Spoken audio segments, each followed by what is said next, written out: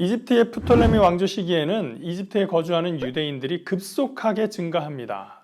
당시 이집트에는 바벨론 침공 당시를 전후해서 기존에 넘어와서 살던 유대인들과 이후에 전쟁포로가 된 유대인들, 그리고 새로 이민 들어온 유대인들로 폭증했습니다.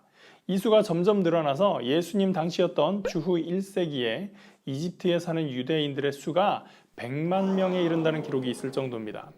마태복음에서 요셉이 마리아와 아기 예수님을 데리고 이집트로 넘어갔었던 기록이 있죠?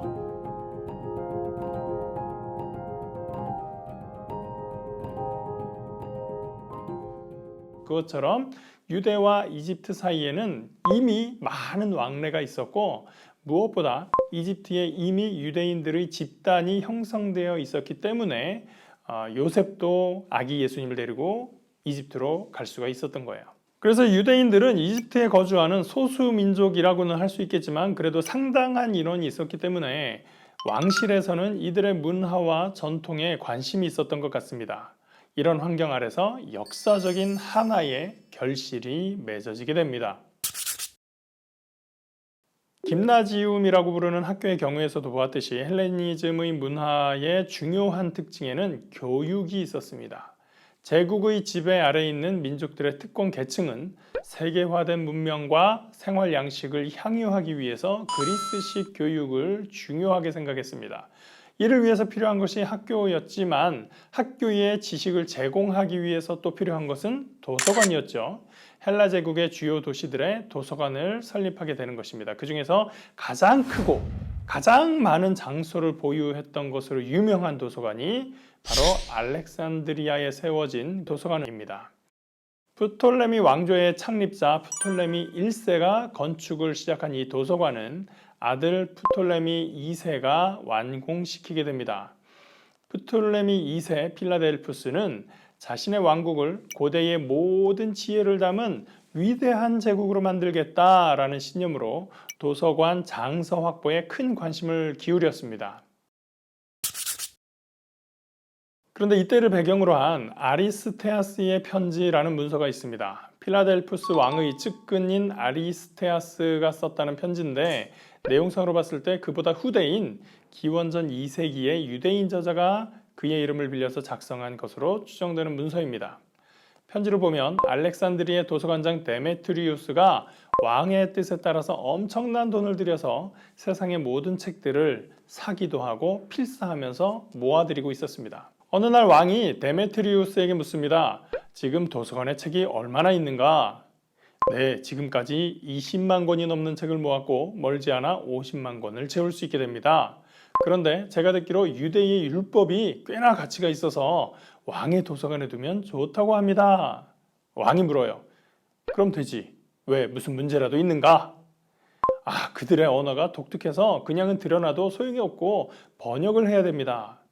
그렇다면 유대의 대제사장에게 편지를 써라. 이 소식을 듣고 아리스테아스가 왕에게 말합니다. 유대인들의 율법을 필사만 하는 게 아니라 번역도 해야 되는데 이 나라의 유대인들이 노예로 전락해 있는 것을 방치하면 그것을 정의롭다고 할 수 있겠습니까? 그들에게 율법을 주신 신이 바로 왕의 나라를 지키시는 신입니다. 편지에 그렇게 써 있어요. 우주를 창조하신 신을 그들도 우리와 똑같이 섬기고 있습니다. 서로 이름은 다르게 불러서 제우스라고도 하고 디스라고도 부르지만 우주의 주님이시요 통치자이십니다.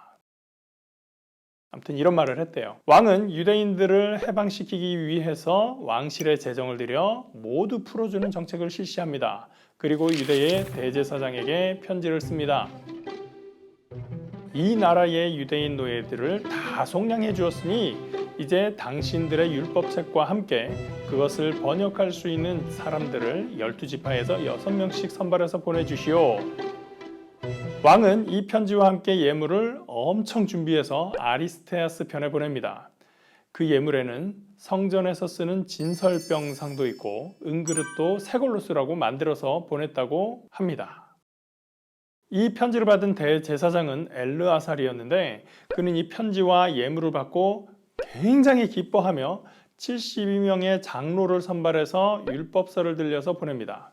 필라델푸스 왕은 번역자로 온 72명의 장로들을 극진하게 대접하고 번역을 하는 데 필요한 모든 준비를 충분히 마련해 줍니다.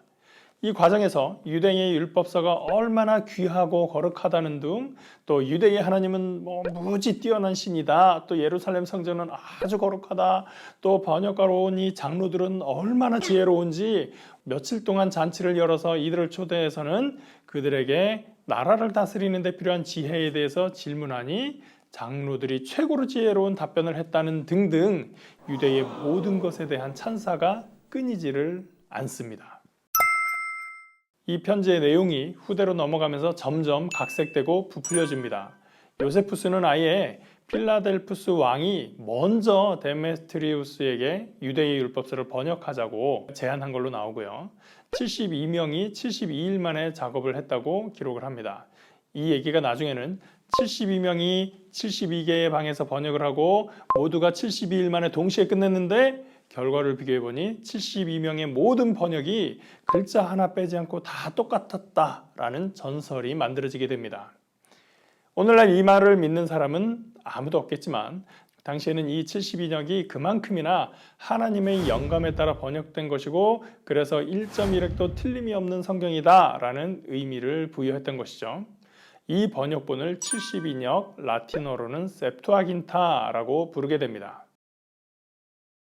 오늘날의 셉투아긴타는 우리가 가진 구약 성경의 헬라어 번역본이지만 이 당시에는 창세기부터 신명기까지 5권, 5경만 번역했습니다.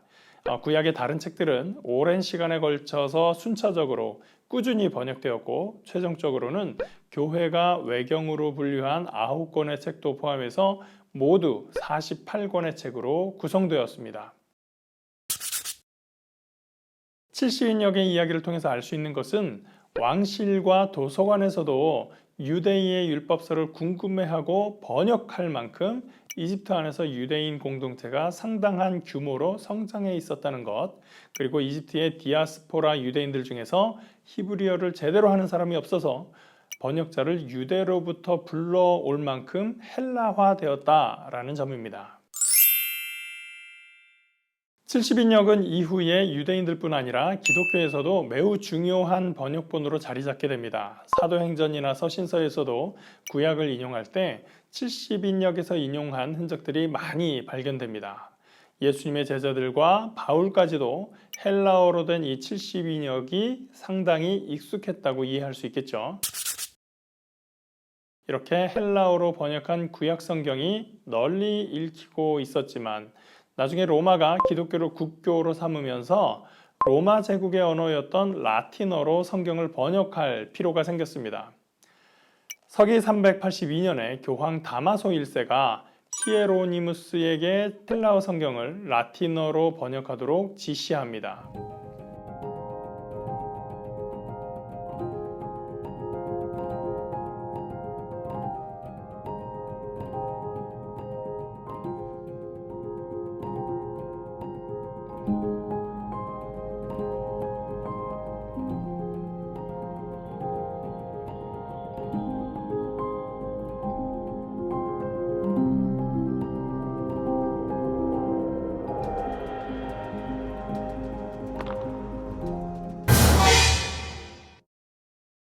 히에로니무스는 구약을 헬라어였던 70인역 셉투아긴타로부터 번역합니다. 신약은 원래 헬라어로 기록되어 있으니까 그대로 사용하면 되었고요. 그러다가 나중에 구약을 셉투아긴타가 아니라 히브리어 원문에서 직접 라틴어로 번역을 하게 돼요. 이렇게 완성된 라틴어 번역본을 불가타역이라고 부릅니다. 서방교회에서 최고의 신학자라고 할 수 있는 어거스틴은 제롬의 불가타역이 70인역을 사용하지 않았다고 화를 내기도 합니다. 헬라어 성경과 라틴어 성경 때문에 교회가 갈라지게 생겼다고 말하는 거죠. 어쨌든 불가타역은 이후에 1500년이 넘도록 로마 교회의 정본으로 사용됩니다. 그러다 1979년 교황 요한 바오로 2세가 개정 공표한 노바 불가타, 새 대중 라틴말 성경이라고 번역할 수 있어요.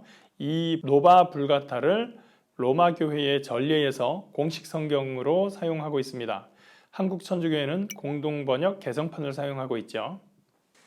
오늘은 프톨레미 왕국이 남긴 귀중한 유산에 대해서 알아봤습니다. 그 후 이야기는 다음 시간에 알아볼게요.